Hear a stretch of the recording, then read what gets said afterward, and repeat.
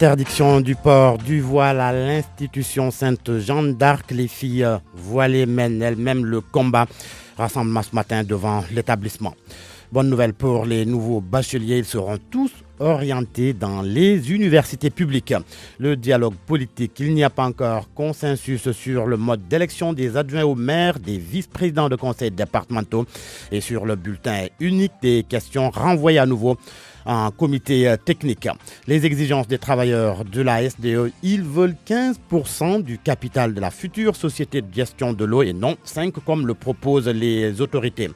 Le Zimbabwe en deuil, l'ancien président Robert Mugabe, décédé à l'âge de 95 ans. La crise à l'institution Sainte-Jeanne d'Arc, les filles voilées de l'établissement mènent le combat contre l'interdiction du port du voile. Elles ont décidé de se réunir ce matin devant l'école. C'est dans le dessein de protester contre le règlement intérieur de l'établissement qui interdit le port du voile. L'enseignement supérieur à présent, les nouveaux bacheliers, tous peuvent afficher le sourire. Ils seront orientés dans les universités publiques. Annonce hier du ministre de l'Enseignement supérieur lors d'une conférence de presse.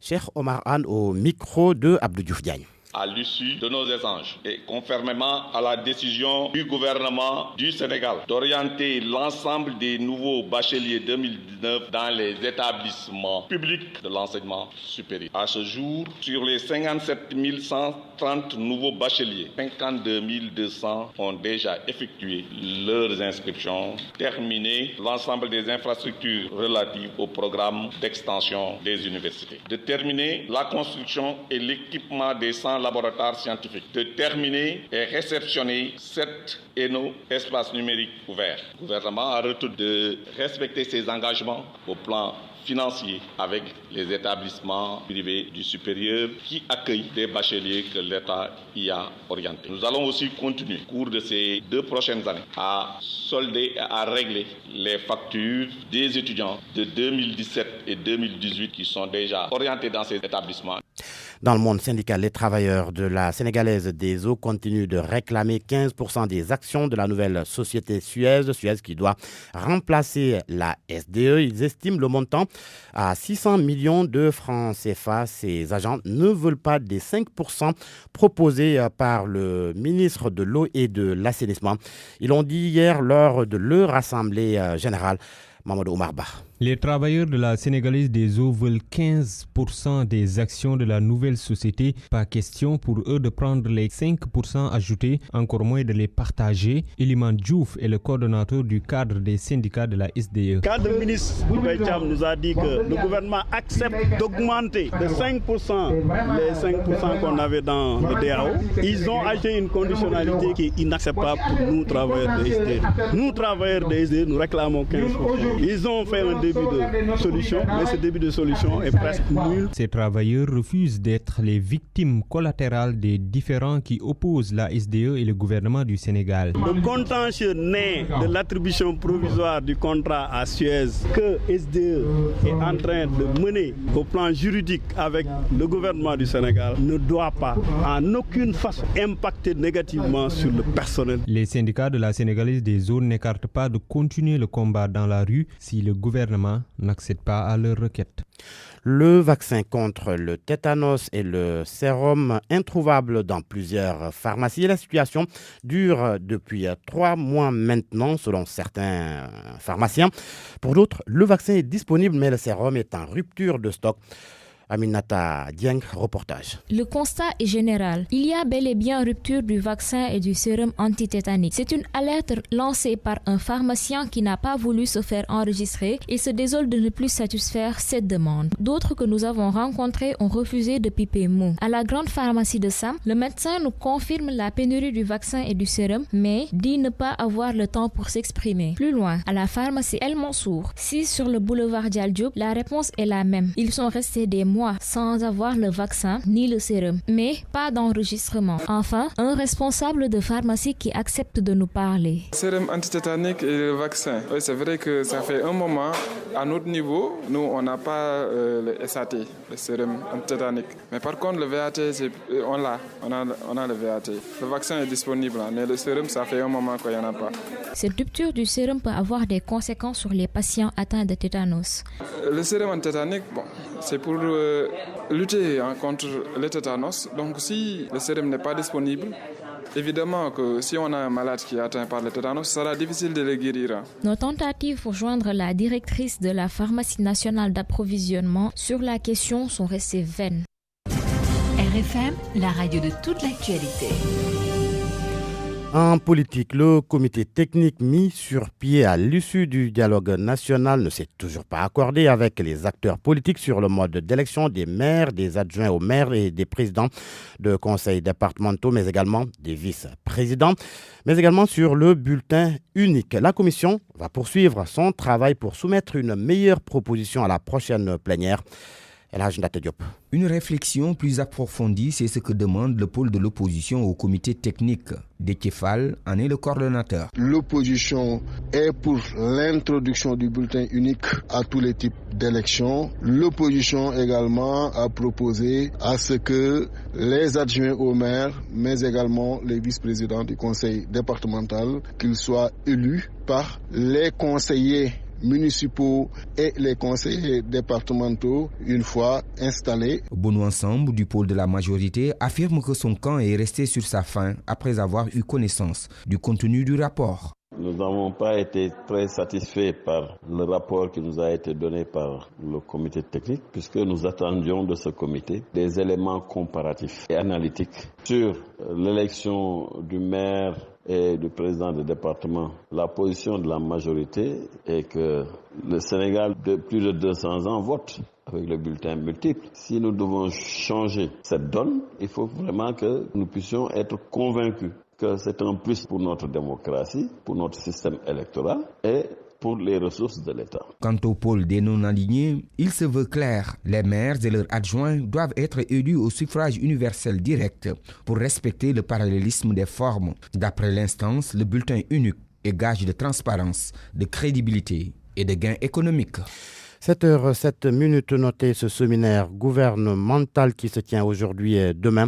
Séminaire qui va porter sur l'accélération de la mise en phase du PSE2, les réformes institutionnelles, une meilleure gestion budgétaire et la rationalisation des dépenses publiques. On en reparle. La mort de Robert Mugabe, l'ancien président du Zimbabwe, est décédé à l'âge de 95 ans. C'est son successeur, Emmerson Mnangagwa, qui l'a annoncé sur Twitter. Robert Mugabe était malade et était hospitalisé depuis plusieurs mois à Singapour.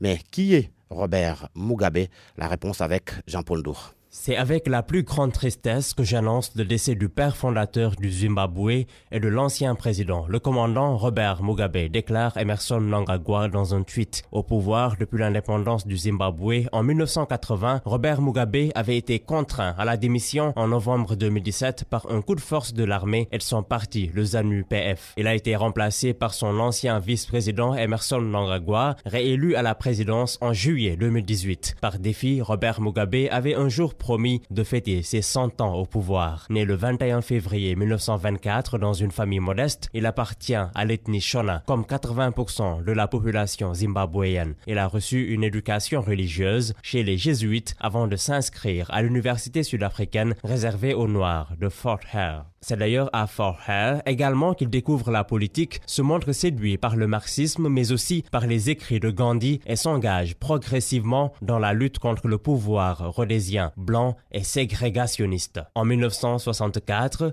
après avoir créé le Zimbabwe African National Union, ZANU, il est arrêté avec d'autres leaders nationalistes et passera 10 années en prison. Incarcéré, il ne cesse d'étudier, passant des examens par correspondance qui feront de lui l'un des dirigeants les plus diplômés. Peu après sa libération, il trouve refuge au Mozambique voisin, d'où il prend la tête de la lutte armée jusqu'à l'indépendance de son pays et son arrivée au pouvoir. Jean-Paul Ndour, à 7h, presque 10 minutes, Babacar, c'est la fin de cette édition. Le journal de Georges Déthié Diop. Merci. Les titres sport, cher Tigane Gagne. La Fédération sénégalaise de football tire les bilans financiers de la participation de l'équipe du Sénégal à la CAN égyptienne, près d'1,5 milliard de francs CFA de bénéfices. Navetan phase nationale à Louga, l'affiche de la finale connue. Elle va opposer ce dimanche R100 de Thiès à Yamatogne de Ziguinchor, mondial masculin de basketball.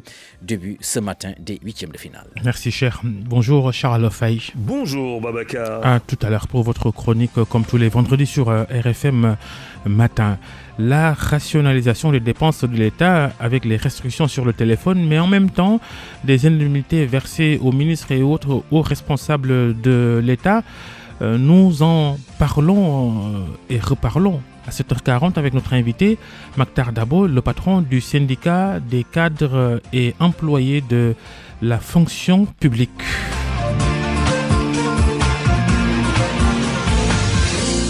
7h10, c'est donc RFM Matin et la culture, le rendez-vous avec Ndaté Diop. Bienvenue. Dans quelques heures, le festival de cinéma destiné aux jeunes réalisateurs africains Clap Ivoire va donner son clap de fin avec la proclamation des résultats. La cérémonie de clôture et la remise des distinctions sont prévues cet après-midi. En attendant, la confiance et l'espoir sont de mise du côté des représentants sénégalais, Badara Fall et Mortal Kandji, que nous écoutons après la projection de leur film. Mes impressions à la sortie de la projection sont fortes dans la mesure où un film projeté dans une salle, l'émotion qu'on peut ressentir n'est pas naturellement la même chose. On sort aussi de cette projection avec beaucoup d'enseignements. On a échangé avec des personnes qui nous ont donné leur avis, leur critique sur nos différents films. Voilà, et on espère qu'on va naturellement concrétiser cela avec des prix. On garde toujours espoir, bien vrai que la qualité de diffusion n'était pas très top, n'était pas nickel, j'ai pas du tout beaucoup apprécié, mais espérons quand même parce qu'à la sortie, on a reçu pas mal de félicitations. Les gens ont aimé de toute façon le film. Musique Champion, c'est le titre du projet mixtape que l'artiste Idrissa Sané, alias Idzo, va sortir ce 11 septembre. Une production pleine de sonorités, rap, afrobeat, tout y passe. Idzo veut marquer son empreinte dans le milieu hip-hop.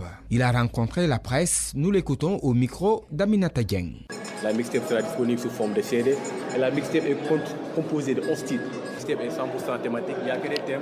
Il y a aussi beaucoup de titres qu'on a évoqués dans la mixtape. Il y a des thèmes qui parlent de la culture Diola, il y a des thèmes qui parlent de la violence faite aux femmes, il y a des thèmes qui parlent de tout ce qui se passe dans la rue. Violence, insalubrité. En 2017, j'ai commencé avec de petits sons, de petits singles. Genre après, en 2018, on a toujours été sur lancé. En 2019, on s'est inscrit dans des compétitions comme le Flow. On a été en demi-finale. Donc par la suite, on a eu une collaboration avec Cisco Production. Et lui, il s'est dit pourquoi pas, il va nous produire. Mes ambitions, c'est juste de faire partie des plus grands artistes du Sénégal. C'est juste un peu de faire quelque chose, peut-être que mes aînés n'ont pas réussi à faire. Ça sera un peu difficile, mais on va travailler. Merci à toutes et à tous. Rendez-vous samedi dans votre magazine culturel, Khalam. Ah oui, Khalam demain sur RFM, 12h30, 13h30, Ndaté Diop. Merci, 7h13. RFM Matin. RFM Matin. L'émission qui réveille le Sénégal. Et la chronique de Charles Faye, le sujet que vous évoquez cette semaine, Charles, Macky Sall qui rentre de vacances avec ses mesures sur les dépenses de l'État. Tremblons. Le Macky nouveau arrive avec le projet du Sénégalais de type nouveau. Pas si néo que ça, me diriez-vous, et à raison. Y en a marre, nous l'ayons d'abord vendu, sans grand succès d'ailleurs. Mais convenons tout de même et ensemble de la nécessité de l'irrévocable décision de changer de fond en comble pour notre bien, si tant est, nous avons pris ensemble le pari de nous inscrire dans le processus irréversible de notre développement économique et social, de notre bien-être en définitive. Cela dit, le Macky qui nous revient en forme des vacances, des cures thermales à la Thalasso-Biarritz, me semble aller un peu trop vite en besogne, tête baissée, comme souvent d'ailleurs.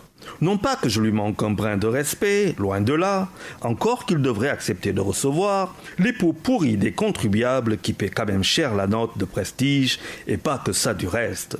Mais parce qu'il me semble illusoire de penser que des changements aussi importants que radicaux, convoqués à raison certes, puissent survenir à la suite d'instructions présidentielles et directives ministérielles si ces mêmes changements prescrits ne se font pas au sommet. Et il y a beaucoup à dire en ce qui concerne ces auteurs.